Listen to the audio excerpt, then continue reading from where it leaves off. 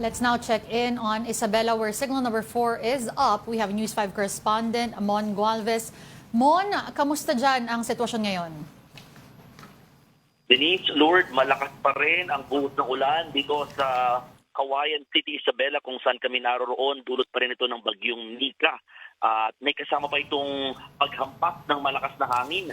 Actually, ito ang pinaramdam ng bagyong Nika sa malaking bahagi ng Isabela nang iparamdam nito yung mas malakas niyang pananalasa magmula alas 8 ng umaga hanggang alas 12 ng tanghali. Until now, may mga pabugtubugso pa rin hangin at ulan na nararanasan in the bigger area of Isabela. Actually, in the town of Alicia, halos mabuwal na yung mga puno at lipa rin may mga sanga nito habang hinakampalot ng hangin.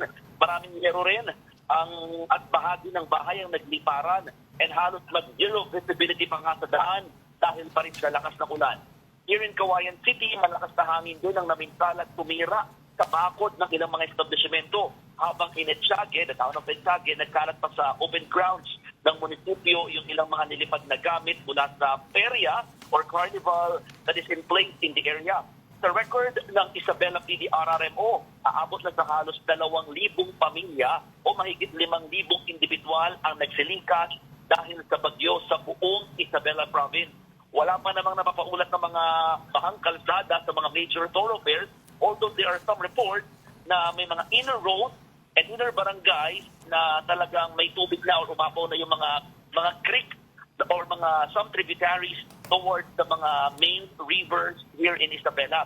Pero sa ngayon, may mga bayan ng walang supply ng kuryente dahil naman sa mga nagbagsakang poste. Wala pa rin namang napapaulat na mga landslide according sa Isabela PDRRMO, pero they're not, kumbaga, inaalis yung possibility that there will be some landslides and of course, flooding here in the province dahil sa sunod-sunod na bagyo.